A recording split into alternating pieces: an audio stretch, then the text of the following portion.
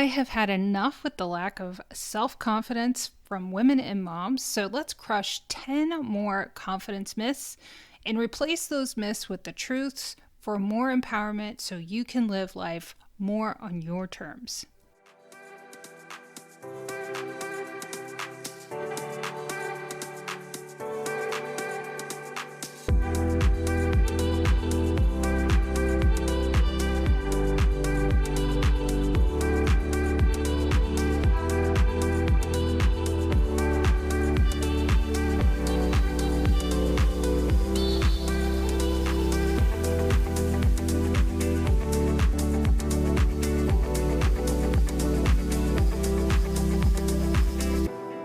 Welcome back to the Good Enough Mompreneur Podcast, where we celebrate the messy and marvelous journey of motherhood and entrepreneurship. I'm your host, Angela Mishuli, and thank you so much for joining me today for this solo episode where I'm going to crush 10 more confidence myths that I hear as a certified confidence coach, an entrepreneur for more than a decade who has spent thousands on coaches and courses. And these are the things that either I went through personally or I see other women and moms go through and I've talked with clients about. And they're so important because we kind of have these stories in our head about so many things, but especially our confidence. Meanwhile, we're longing to live the life of our dreams that we don't think is possible.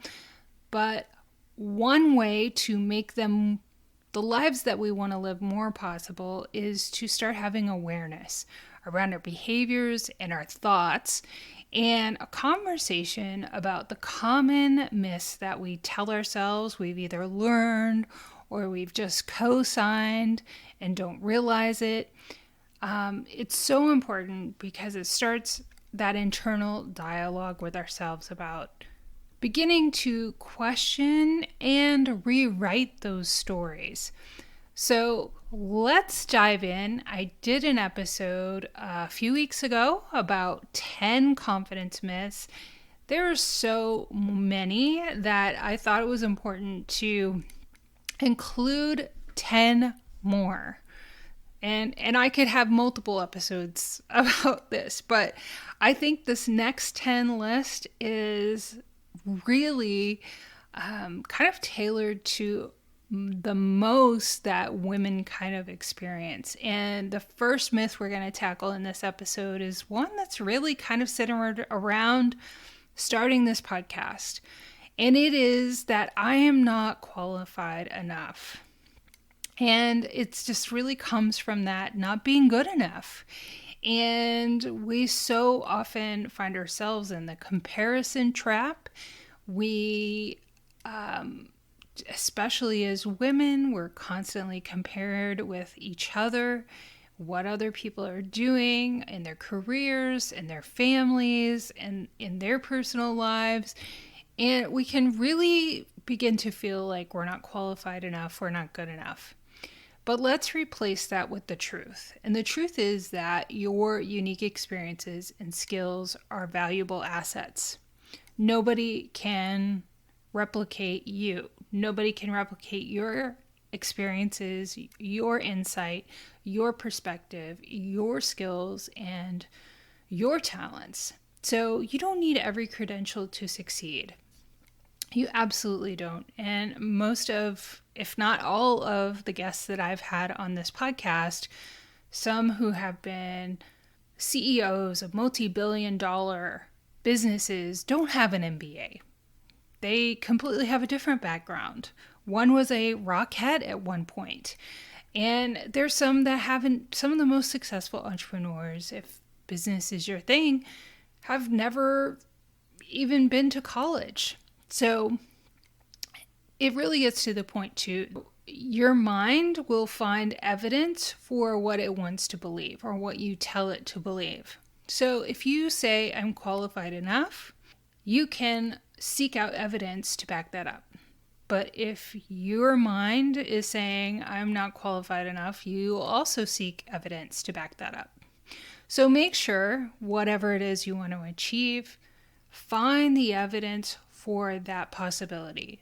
find the evidence for success and continue to remind yourself that you are qualified.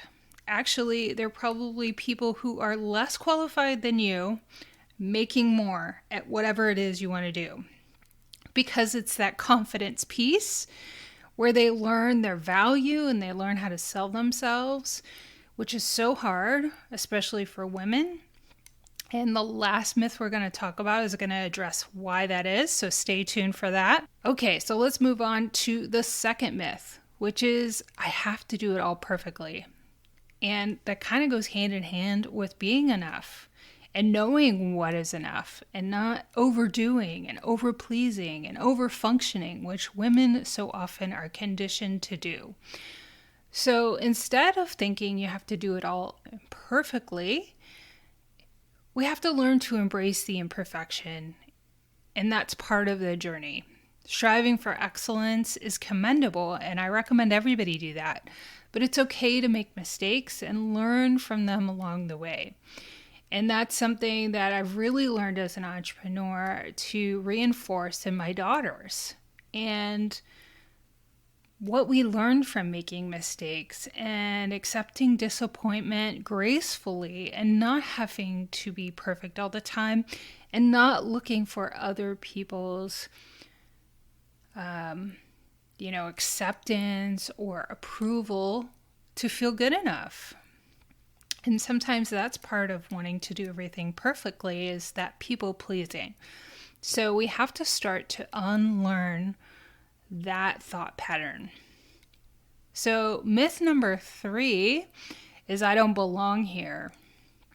And that kind of imposter kind of thought that you're a fraud and you don't belong. I remember going to my first podcast event, and it felt really strange because I had spent more than a year podcasting myself with a mic as I am now, or meeting other people via Zoom. I didn't do in-person podcasting, so I didn't feel part of a bigger community.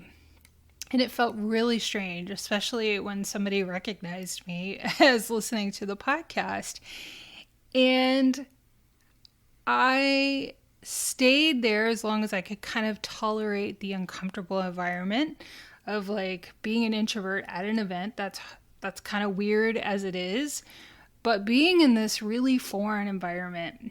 But I knew it was important, and I was so interested in everything I was learning that you'll definitely have these times when you do new things where you feel like you don't belong, but when you stay there long enough, you realize that you do. So you have worked so hard to get where you want to go and where you are now that you need to understand that you deserve to be there. And don't undermine your achievements or discount your abilities. And that is really hard to do when you struggle with self-worth. And I've definitely been there too. And that is a really big element of building your confidence, is understanding your self-worth and how to boost your self-worth. And I talk about that in my free mini course, 5 Keys to Confidence. But let's move on to myth number 4. In that you're not as good as others. And I talked about comparison a little bit earlier, but comparing ourselves to others is really counterproductive. And you have to focus on your own progress and celebrate your own unique strengths and accomplishments. And here's a really great way to kind of reframe when you start looking at others and you don't feel as good as them. One, everybody is in a different season, and you can't expect to be at the same place that somebody is who's been a few steps ahead of you. So, especially as moms, we have kids that are in different seasons of life that demand different time from us and commitment and all of those things. We have children that have different needs. We have different families. Some people don't have partners at all, or some that work a lot and can't help as much. We all have different situations. So here is a really great way to reframe when you start comparing yourself to others. Seeing that achievement or something that someone else is doing that you would like to do or see yourself doing as possibility of what can happen for you. So out the bat, you can't say I'm just not as good as others, because when you're new, of course you're not going to be as good as somebody possibly who's been, let's say you want to start a podcast, somebody who's been doing it 5 years or 10 years, which is a really long time in podcasting because it's been around just such a short time. Really take an assessment of how long you've been doing it and give yourself grace to be new and not so great, because as you continue to work, that's how you get better. You know, we just are so rarely born with a natural talent we don't have to develop, right? As moms, we see our children try to walk and they fall down all the time, but they keep getting back up, and that's how they learn, right? So myth number 5 is that I can't speak up. And this is something that really hits home for me. I felt so compelled to start this podcast, but it was very difficult for me because I literally didn't feel like I had a voice. Like, it was so hard to not only hear myself in a recording, but to think that what I had to say was worthy, and to feel like anybody wanted to hear what I had to say. So what I say to you now that I am a few years in and rated as one of the top mompreneur podcasts among thousands of mompreneur podcasts, is that your voice matters. And you have to get over that fear of sharing your ideas and opinions. And the more you do it, the more you get comfortable with it. And even if they're different from others' opinions, and actually that's really valuable. So your perspective is valuable, and it absolutely deserves to be heard. There's somebody out there that needs to hear what you have to say. And that's the story of this podcast. I overcame my fear of speaking up, or just speaking, period. I've found my literal voice by starting this podcast. And every time I get a request from somebody to be on the podcast, or someone tells me about an episode that impacted them, or I have an opportunity to help others because of the podcast, it means so much to me, and it reinforces that need to get comfortable with being uncomfortable. And when you have something that you just know you're driven to do, just keep going. So myth number 6 is that you must please everyone. And women are so conditioned to be people pleasers and to be pleasing. You know, we do want to, we're nurturers, we're caretakers. But when you're trying to nurture everyone, you're really nurturing no one. And it's really impossible to please everyone. And that's okay. You know, not everybody is your person. And just like I tell my children, like, they don't like everybody. So why do they maybe expect everybody to like them? It just doesn't work that way. And that's okay. We all have different paths in life. We all have different interests. We're all different. And so it's really special when we find those people that get us. And so keep looking and striving to find your people in your community, and those people who gravitate to what you want to put out there. So focus on prioritizing your own needs and boundaries, and surround yourself with those people who will support and uplift you. So myth number 7 is waiting for permission. And I think we all kind of subconsciously do this. And I'm here to say you don't need anybody's permission to pursue your goals and dreams, and no one is going to come rescue you. And you have to trust your instincts, take messy action and initiative, and make bold moves towards your aspirations. That's how you get over the waiting for permission. And it is something that I absolutely did, and it's connected to wanting approval and getting the gold star from other people. And really, you have to pave your own path and really get connected with who you are and what you want to achieve and what you want to do and what you want to say and create. So myth number 8 is either you're too old or too young. And age is really a number. It's never too late or too early to pursue your dreams. Your passion and determination are what truly matter. And did you know Martha Stewart created her company, which is now an empire, at the age of 50? So just think about that.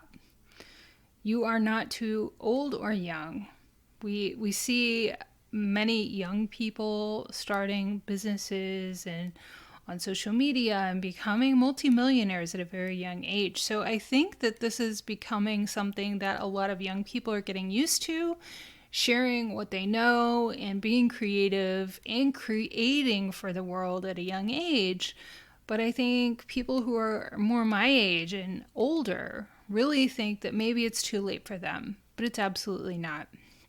So myth number 9, oh my goodness, this is so important. You have to know everything. And I think we could throw in there, I have to do everything. You also don't have to do everything. So nobody knows everything. And that's okay.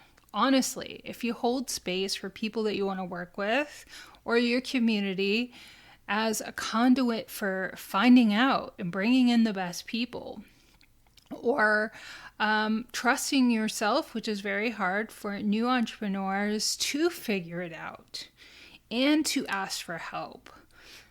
And embracing a growth mindset and being open to continuous learning and improvement, that is so important to busting the myth that you have to know everything.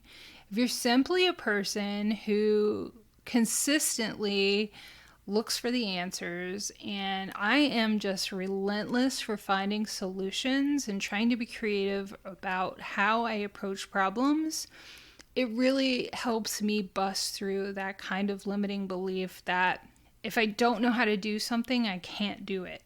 That's absolutely not true. I find people, I'm resourceful. I know that I am absolutely capable of figuring it out, and I know that you are too.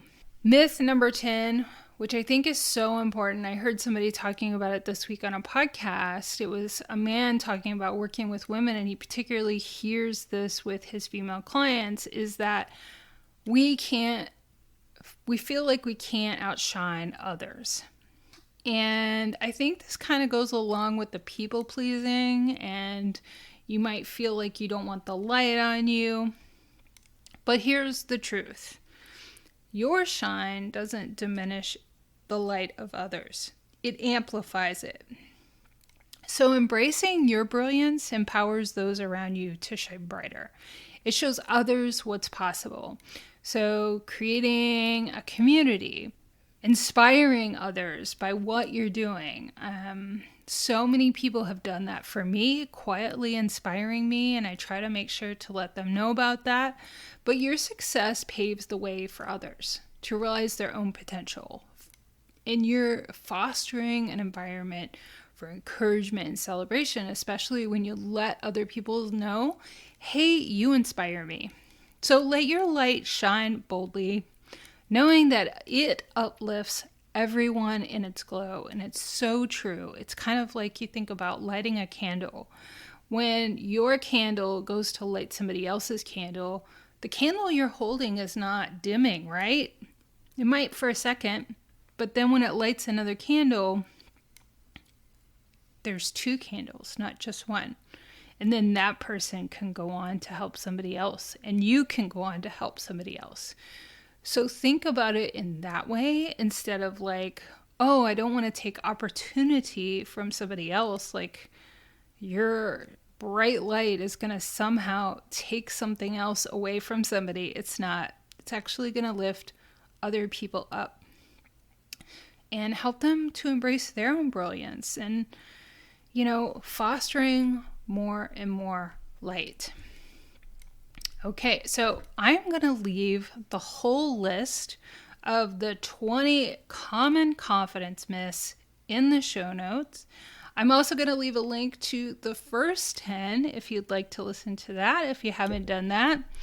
Thank you so much for joining me on this episode. And like I said, I have the free mini course, 5 Keys to Confidence, that I'm going to leave in the show notes if you would like to learn more about building your self-confidence and the 5 keys that go into that, because I'm all about creating sustainable confidence, not these short, quick fixes that I see so many in the personal development space doing.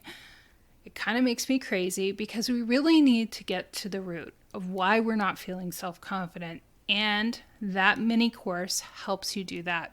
So thank you again for joining me on this episode. I feel so honored when anybody listens to anything I have to say. It means so much to me.